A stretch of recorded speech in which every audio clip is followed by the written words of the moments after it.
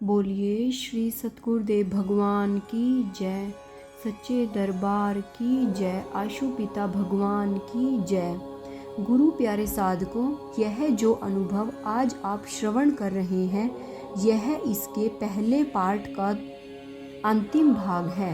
इसका पहला पार्ट आपने परसों श्रवण किया था, तो आज मैं आपको इसका दूसरा पार्ट श्रवण करवाने जा रही हूँ।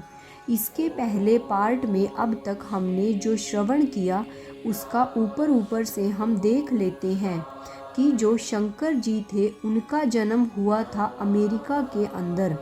फिर उन्होंने काफ़ी समय अमेरिका में बिताने के बाद भी जब उनके दिल का कुछ खाली जगह ना भरी, उनके पिताजी का देहांत हो गया और उन्हें एक संत ने सपने में आकर दर्शन दिए और इसके बाद भी उन्हें 3 महीने तक एक ही सपना लगातार आता रहा। इसका आप पूरा विवरण पिछले पाठ में सुन सकते हैं। उसका लिंक मैं आपको डिस्क्रिप्शन में दे दूंगी, वहां जाकर इससे पहले पार्ट को अवश्य श्रवण कीजिएगा ताकि आपको यह अनुभव सारा का सारा पता लग जाए। इसके बाद शंकर जी अमेरिका से इंडिया आते हैं। वहाँ पर वह अपने दोस्त के साथ गोल्डन टेम्पल देखने के लिए जाते हैं।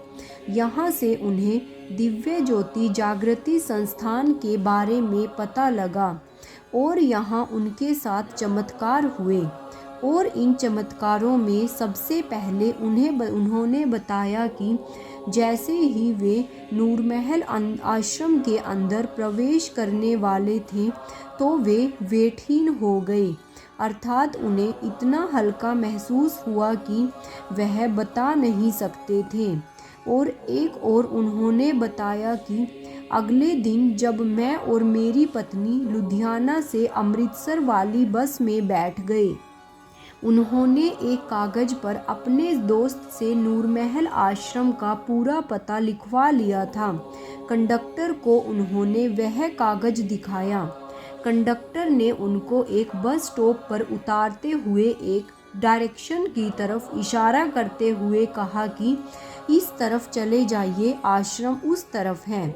अब शंकर जी को हिंदी नहीं आती थी, तो वे उनके उंगली के इशारे से समझ गए कि उनको आश्रम इस दिशा में मिलेगा। फिर वो दोनों उस दिशा की तरफ चलने लगे, लेकिन जब उन्होंने वहाँ पर खड़े होकर दूर तक जहाँ तक दृष्टि जा सकती थी घुमाई, तो वहाँ से आश्रम बहुत दूर था। सूटकेस के साथ इतनी दूर पैदल जाना उनको नामुमकिन लग रहा था। साथ ही साथ कहीं भी उनको कोई गाड़ी या व्हीकल वगैरह दिखाई नहीं दे रहा था। लेकिन वो उसके बाद बताते हैं कि तभी पता नहीं उनके पास कैसे एक गाड़ी प्रकट हो गई। यह भी किसी चमत्कार से कम नहीं था, क्योंकि आधे सेकंड पहले जब उन्होंने अपने दाईं और बाईं तरफ देखा तो कोई गाड़ी या व्हीकल बिल्कुल भी नज़र नहीं आ रहा था। फिर पता नहीं कैसे एकदम से गाड़ी प्रकट हो गई जिसमें 4 स्वामी भैया बैठे थे। आइए अब इस अनुभव को आगे श्रवण करते हैं। उन स्वामी भैया ने उनसे बिना पूछे उनके सूटकेसों को गाड़ी के ऊपर रख लिया। उनके दोस्त ने उनको पिछले दिन बताया भी था कि यह जो आश्रम वाले हैं यह विदेशियों का सामान लूटते हैं, लेकिन पता नहीं क्यों उनको फिर भी उनकी बात पर कोई विश्वास नहीं हुआ। उन स्वामी भैया ने उनको अंदर बैठने के लिए कहा। शंकर जी ने स्वामी भैया से कहा कि इस गाड़ी में तो 4 लोग ही बैठ सकते हैं, आप पहले ही 4 हैं, फिर हम 2 और कैसे बैठ पाएंगे। उन्होंने आश्रम की ओर इशारा करते हुए पूछा कि आप वहां जा रहे हैं ना। मैंने इशारा समझते हुए कहा हाँ, पर आप कौन हैं। वे बोले, श्री गुरुदेव आशुतोष महाराज जी आपका इंतजार कर रहे हैं। मुझे कुछ समझ नहीं आया। मैंने दोबारा पूछा। उन्होंने दोबारा वही जवाब दिया। खैर, मैंने सोचा कि बात तो वहीं जाने की हो रही है, चलो चलते हैं। मैं और मेरी पत्नी अंदर बैठ गए। दो स्वामी जी आगे की सीट पर बैठ गए। मैंने हैरानी से पूछा, वे दोनों स्वामी जी कैसे आएंगे? तो उन्होंने कहा कि पैदल।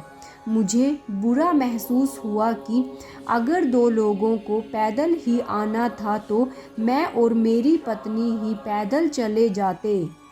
हमारी वजह से इन स्वामियों को इतनी परेशानी उठानी पड़ी। कुछ ही मिनटों में हम आश्रम पहुंच गए।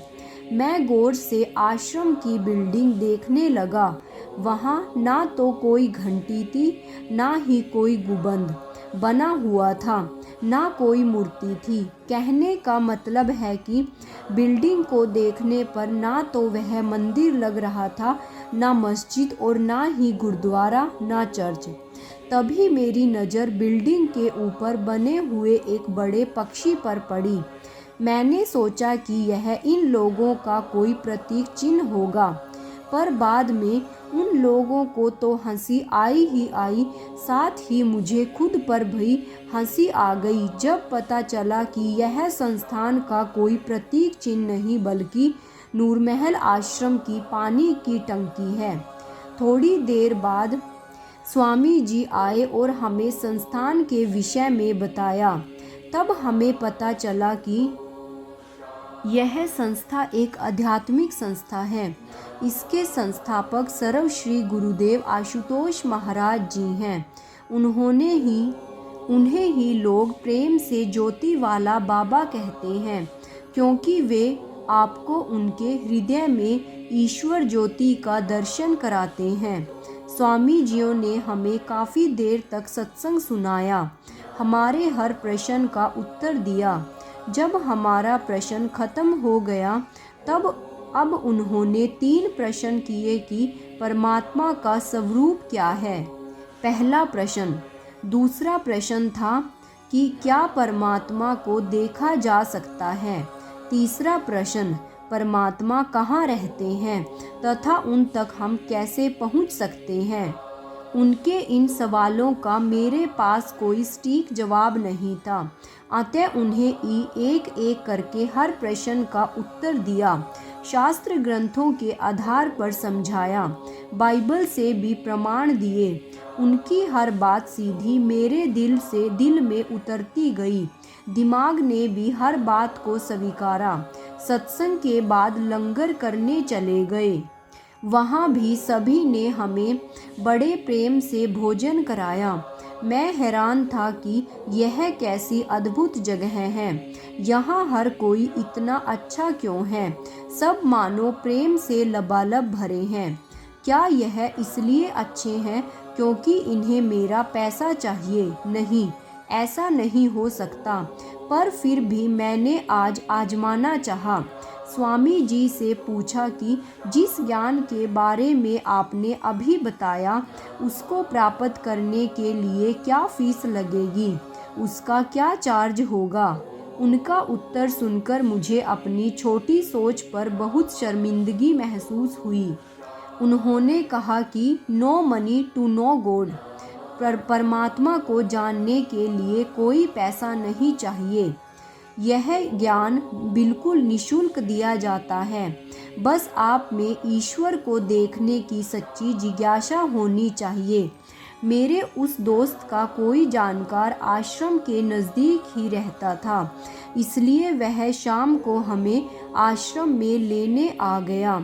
हम उसके साथ उसके घर चले गए, पर अगले दिन हम फिर से सुबह सुबह ही आश्रम पहुंच गए और इस बार हम जैसे ही भीतर घुसे एक और दिव्य घटना घटी।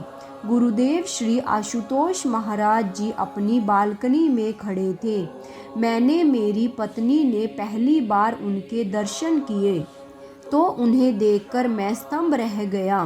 पैरों तले से जमीन खिसक गई। शरीर का कोई अंग हिलना तो दूर पलकें तक ना झपकी। मैंने एकदम से उन्हें टकाटक देखता रहा, वे भी मेरी ओर देखते रहे।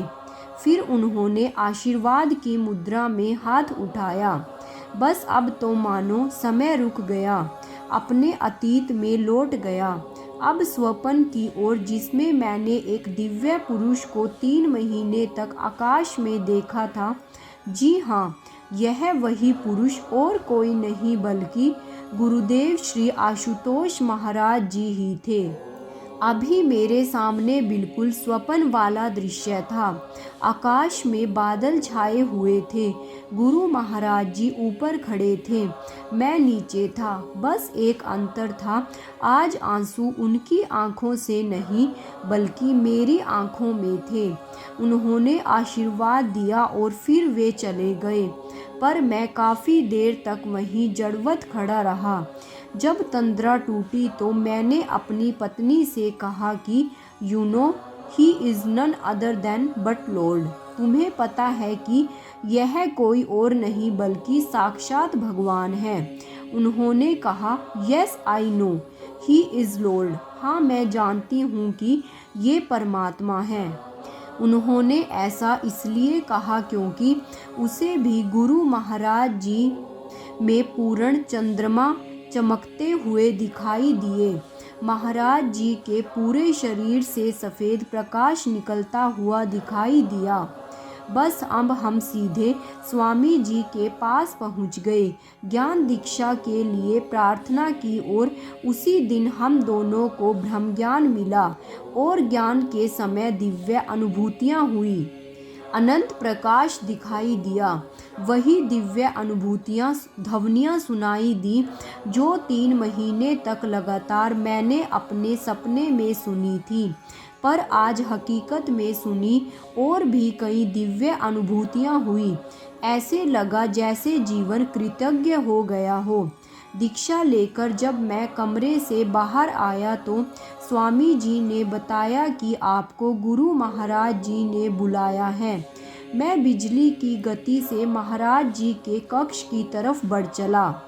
दिल जोरों से धड़क रहा था। जैसे ही कक्ष में प्रवेश किया, मैं गुरु महाराज जी के श्री चरणों में दंडवत लेट गया। मुख से कोई शब्द नहीं निकला। मेरे दिल के सागर में समाई भावनाएं आँखों के रास्ते अश्रु बनकर बह निकली। गुरु महाराज जी ने मुझे उठाया और बस 2 शब्द कहे, ओ माय सन, मेरे बेटे। इन 2 शब्दों में सब कुछ था। मुझे सब कुछ मिल गया था। जब मैं कक्ष से बाहर निकला तो मैं भर चुका था। वह खालीपन जो बरसों से मुझे सालों से सता रहा था, वह खत्म हो गया था। मुझे एहसास हुआ कि मैं अधूरा नहीं हूँ। पाने योग्य हर चीज़ पा ली है मैंने। पिताजी के बाद जो हंसी मेरे जीवन में खोई गई थी, आज परम पिता के मिलने के बाद फिर से मेरे होठों पर खिलने लगी। अब मैं शर्तिया कह सकता हूँ कि कोई भी पेंटर मेरा स्केच नहीं पेंट कर सकता, क्योंकि अब तो जीवन में आनंद ही आनंद है, शांति ही शांति है और जीवन गुरु की कृपा प्रसाद बन गया है। गुरु प्यारे साधकों, गुरु से डिस्टेंस मैटर नहीं करता। गुरु से दूरी का कोई मायने नहीं है। अगर आपका शिष्यत्व पूर्ण है, अगर आप गुरु के लिए पूर्ण समर्पित हैं, अगर आपका विश्वास गुरु के प्रति अडिग है। कहते हैं ना कि एक बार गुरु महाराज जी से किसी ने प्रश्न किया था कि महाराज जी, आप जन जन तक इस ब्रह्म ज्ञान का प्रसार क्यों कर रहे हैं? तब महाराज जी ने कहा था कि मेरी भेड़ हैं ये जो खो गई हैं और मैं ढूंढ ढूंढ कर इन्हें ला रहा हूँ। इसी तरह ही महाराज जी ने देखिए उसको जो कनाडा के अंदर रह रहा था, जिसे आज तक कभी भारत देखा भी नहीं था, पर महाराज जी ने उसको बुलाया और कहा, ओ माय सन, मेरे बेटे। कितना दिल भर आया होगा उस इंसान का। हम खुद महाराज जी के मुख से ऐसा कुछ सुनने को तरसते हैं कि गुरु महाराज जी कितनी कृपा के सागर हैं। महाराज जी अपने शिष्यों को कभी भी अकेला नहीं छोड़ते। कहीं भी अकेला नहीं छोड़ते। हर वक्त गुरु हम पर कृपा करने चाहते हैं, हमसे मिलना चाहते हैं। महाराज जी ने उसको कितनी दूर से खींच लिया। कहना हम तो फिर भी कुछ किलोमीटर की दूरी पर ही रहते हैं, और वो देखिए उनका देश अलग, कंट्री अलग, सब कुछ। आने के लिए कई कई घंटे उनको ट्रैवल करना पड़ता है, कई कई दिन का ट्रैवल करना पड़ता है, तभी वह गुरु महाराज जी के कितने पास हैं। ऐसे ही नज़दीक हम भी गुरु के लिए बनाएं, गुरु महाराज जी के लिए हमारे भी अंदर ऐसे भाव उत्पन्न हो।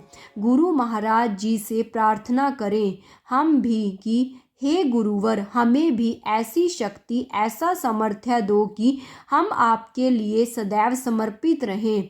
तो गुरु महाराज जी हमारे ऊपर भी कृपा करेंगे। गुरु प्यारे साधकों, आशा करती हूँ कि यह अनुभव आपके जीवन में एक बहुत बड़ी सीख देकर गया होगा।